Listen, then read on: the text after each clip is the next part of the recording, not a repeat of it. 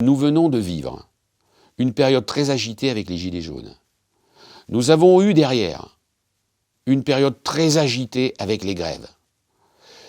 Ce troisième fléau, on se dit, c'est les fléaux de l'Égypte qui nous tombent dessus, les uns après les autres. Je suis Fabrice Roux, je suis le directeur et propriétaire de l'Archipel, qui est un cinéma qui a cette particularité de quelques jours par semaine, le soir, proposer des représentations de théâtre.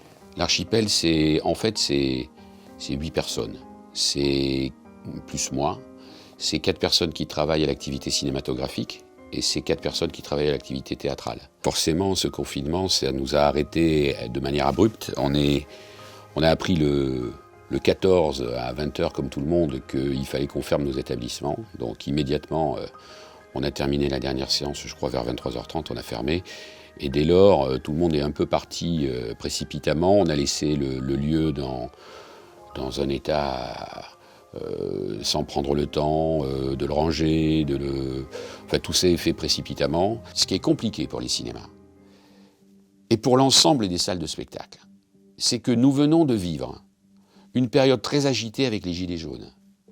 Nous avons eu derrière une période très agitée avec les grèves.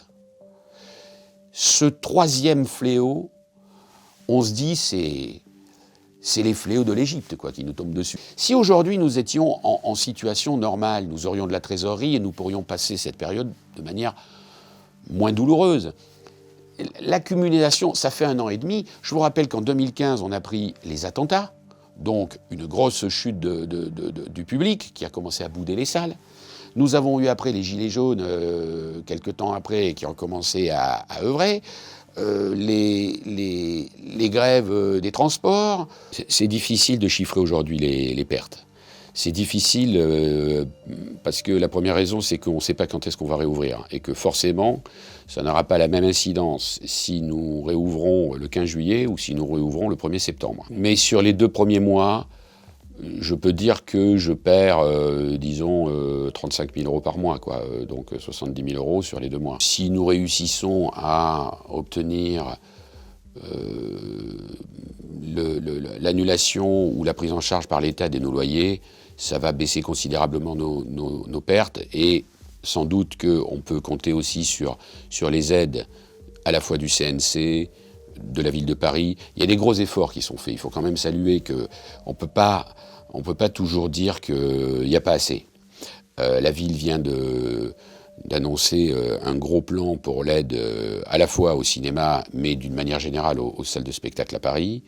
Le conseil régional est venu un peu alors à des degrés moindres, mais moi m'a aidé à raison de 3 500 euros par mois. Et j'ai mis l'ensemble de mes salariés au chômage partiel. J'ai envie de dire qu'avec les subventions qu'on a reçues, tout ça, on est capable de tenir jusqu'à la fin de l'année avec l'aide de l'État. Si on n'a pas l'aide de l'État, là, je n'ai aucune idée du temps que ça peut durer. Le problème, d'ailleurs, n'est pas tellement tant qu'on est en confinement. Parce que tant qu'on est en confinement, c'est à peu près entendu par tout le monde que comme on n'a aucune rentrée d'argent, il faut nous soutenir. Le problème va être le jour où on va sortir. Et le jour où on va sortir, il va falloir peut-être ne pas avoir plus de rentrée d'argent, mais reprendre en tout ou partie nos salariés et l'ensemble des charges qui vont recommencer à courir. Et donc j'ai envie de dire que c'est pas tellement aujourd'hui où on est un peu tapis dans l'ombre, protégé, parce que je sais que si je dis ça, certains de mes confrères vont trouver qu'on n'en a jamais assez. Moi, je considère qu'on est dans un métier qui a beaucoup de chance. Quand je regarde les autres secteurs d'activité, je me dis quand même, le cinéma, on n'est pas les enfants pauvres. On nous a largement soutenus parce que l'exception culturelle, parce que tout ça, on a un coup de main. C'est ce qui peut-être d'ailleurs explique, peut-être que du fait qu'on est largement soutenu de manière régulière, on a un peu moins entendu les autorités parler de culture. Je comprends souvent pas les décisions qui sont proposées. Moi, j'ai du mal à concevoir qu'on prend un risque dans un cinéma comme le mien, et que par contre, on ne prend pas de risque en prenant le métro. Je ne sais pas si vous avez pris le RER, mais en ce moment, le RER, il est plein.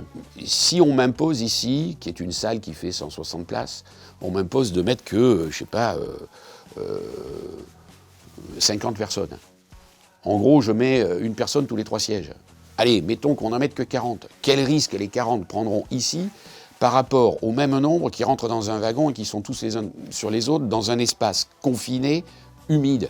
Ici, il y a quand même un peu d'espace. Il faut que nous-mêmes, nous amenions aussi notre pierre à l'édifice. Il faut qu'on participe à l'effort national. On ne peut pas... moi, ce que je propose, c'est qu'aujourd'hui, on nous dise, en gros, sortez, faites ce que vous pouvez en respectant les mesures sanitaires. Donc vos entreprises ne seront financièrement pas rentables et l'État s'engage à compenser le manque qu'il y aura entre ce que vous faites et ce qu'il faudrait que vous fassiez pour payer vos charges. Et donc, je préfère cette solution où nous remettons tout le monde au travail, où nous essayons de retrouver aussi une dynamique, plutôt que celle qui est d'attendre et d'organiser le chômage de masse. Parce que tant qu'on est comme dans cette situation, les distributeurs sortent pas leurs films, les exploitants ne montrent pas leurs films, les producteurs ne produisent pas de films, les acteurs ne jouent pas, tout le monde est à l'arrêt. Vous savez, c'est un peu comme un train lancé à grande vitesse qui a été stoppé net. Si vous mettez un grand coup de frein, il y a de grandes chances que la queue du train passe par-dessus la tête du train, quoi. Les cinémas indépendants, j'espère en tout cas que nous ne serons pas les plus atteints. Parce que je pense que nous avons un public souvent plus réduit, mais composé d'une sorte de tribu, de gens qui nous suivent très régulièrement, qui sont des habitués. Les publics seront auront moins de difficultés à revenir dans nos salles. On l'a vu d'ailleurs au moment du confinement, puisqu'on a commencé par faire fermer les salles plus importantes. Nous, on a vu la dernière semaine avant la fermeture, on avait énormément de monde, parce que les gens venaient chez nous, sans doute parce qu'il n'y avait plus les grandes salles, mais ils aimaient bien venir chez nous aussi, parce qu'ils savaient que comme on était des petites salles, il y aurait probablement moins de monde, et que donc ils arriveraient à mettre de la distance entre eux. Donc, je pense que les petites salles, j'espère en tout cas, qu'elles s'en sortiront mieux. C'est une crise parmi tant d'autres. Je ne suis pas capable de vous dire ça c'est pire que ça c'est moins que ça. Chaque fois que j'ai eu un problème à résoudre, ça a été le problème le plus difficile que j'ai eu à résoudre. Et chaque fois que je l'ai passé, j'ai trouvé que finalement, tous les problèmes trouvent leur solution. Au jour d'aujourd'hui, j'ai tendance à vous dire oui, c'est terrible. Je sais qu'on s'en sortira, parce que la nature est faite de cette manière, on s'en sort toujours.